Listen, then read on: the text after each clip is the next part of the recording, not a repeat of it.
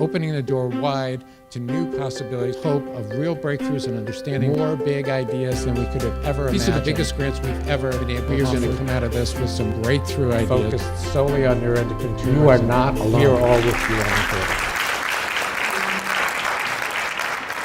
Thank you, Dr. Warder. And now you've got a little bit of the history. We're going to bring it up to today with respect to patient experiences. I mentioned Grace Goldstein, who is the Chief Operating Officer for the Carcinoid Cancer Foundation based here in New York, a wonderful colleague and friend, and the winner a couple of years ago of the Warner Advocacy Award.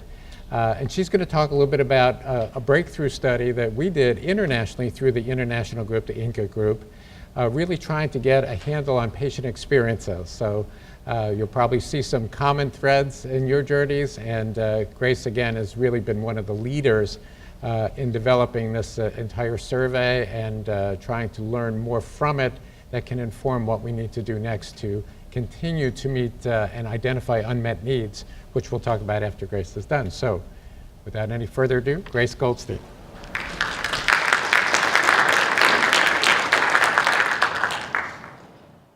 Hi, it's such a pleasure to be here today on Worldwide Net Cancer Awareness Day. This is something that's very dear to my heart because it's something that I helped to create with colleagues from around the world. So you probably all recognize this ribbon, and I thought I'd just give you a teeny bit of information about how we came to be, where INCA started. Back in 2009, a number of us representing patient and patient advocate organizations from Europe, North America, Asia, and Australia were brought together by Novartis, our wonderful colleagues who really made it all possible. And we created an informal alliance entitled the World Net Community. We held our first Worldwide Net Cancer Awareness Day on November 10th, 2010. And we created a proclamation in support of the day that we distributed widely. It was addressing the needs, the unmet needs of patients, what we hope would be available for patients around the world, and it was a call to action. We used social media extensively to share the proclamation and to follow the campaign, and this was really the beginning of what was to become INCA. The survey was the first project of the formal organization called INCA. And we agreed in 2013 to create a survey to find out what were the experiences of NET patients everywhere in the world. The survey was put online in the beginning of 2014. We were asked how many people we thought we might survey, and we decided to be modest. We thought we would get 1,000 people around the world. But incredibly, we nearly doubled that number with almost 2,000. It was a 25-minute survey online, although some paper versions were available for people in countries where they felt they might not have internet access, and it was also available in 8 languages. We created a plan of what we would do with the survey results, and in year 3, we started to bring them out. The culmination was when we got a publication about the survey in a medical journal, and you all have a copy of that in your program today. These are the amazing NET specialists that joined us to help work with the survey results. You probably recognize a number of these people, but I'll quickly go from the upper left, clockwise, Dr. Dan Granberg from Uppsala University in Sweden. Dr. Wolin, we couldn't have done it without him.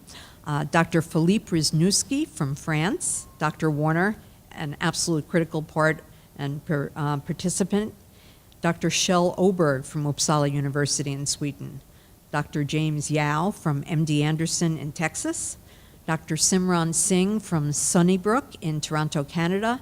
And Dr. Marianne Pavel from Germany. So you could see we had wonderful representatives of some of the leading specialists in the world. We created a huge plan, what we would do with the survey results. We wanted to present at medical conferences. We also wanted to do a lot of publicity, and our goal was also to get an article in a publication. And we thought that what would be very valuable was reaching out to members of the healthcare community who work with NET patients but might not have the expertise. So we presented at a conference for pharmacists, a conference for oncology nurses, Dr. Wolin presented at Digestive Diseases Week, and he actually gave a presentation which was super well received, with lots of people learning a lot more about NETs. And I was lucky to present at a gastroenterologist conference where I'll never forget one doctor who was an IBS specialist came, and I was speaking with him, and he said, well, why is this important for me? And I said, exactly the reason why it's important for you is because so many people with NETs are initially misdiagnosed with IBS. So I spoke with residents and fellows and medical students and physicians, and hopefully informed a number of them more about NETs. We also use social media to get out the survey results. We had a Thunderclap, which can be done on Facebook, Twitter, and through Tumblr, where people agree to share a particular message on a certain day. And as you could see, the social reach was nearly 200,000 people, and that was still before it was the end of the Thunderclap. This is the gist of what we're talking about, the key findings. Time to diagnosis, the number of physicians and healthcare professionals that were seen before getting an accurate NET diagnosis, the impact of NETs on quality of life, and the importance of multidisciplinary teams. You'll see a number of infographics which were created by Novartis, and they're all available on a website called www.netcancerexperience.com, as well as videos. And you'll see a slide with that. But the diagnostic process, 34% needed to visit 7 or more doctors before getting a proper diagnosis.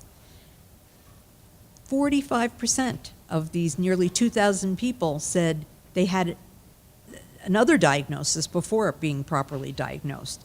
Things such as IBS, gastritis, menopause, asthma, a psychological condition. And only a minority were actually diagnosed at a NET center.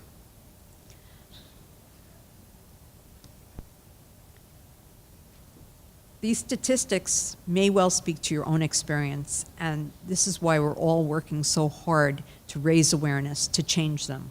We don't want 58% of the people to have metastatic disease before they get a proper diagnosis. Quality of life. What does having a NET do to a person's quality of life? Whether it's work and finances, emotional health, lifestyle, it has a significant impact. It can help make a person change their diet. 58% are changing their diet because of having a NET. Cause uncertainty about the future. It can also cause people to change travel and social plans. And overall, we found that 71% of the people said they had a moderate to significant impact of having a NET. And 92% made a change to their lifestyle. That's a lot. So we want to, again, work hard to raise awareness to change this. A multidisciplinary team. In the United States, there are less numbers of multidisciplinary teams than there are in Europe, for example, but they're critical, and they're so valuable for NET patients because when they were at a multidisciplinary team, NET patients said they felt they had the best care possible, and they also felt they had the most information possible.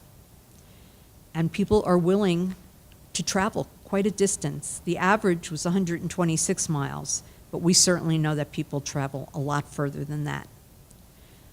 So having a multidisciplinary team was another key finding as something that's of extreme value to NET patients, extreme value. So the infographics are things that, again, if you visit this website, www.netcancerexperience.com, you can get a lot of that. And also, another thing we did with the survey was translate the individual country reports into different languages.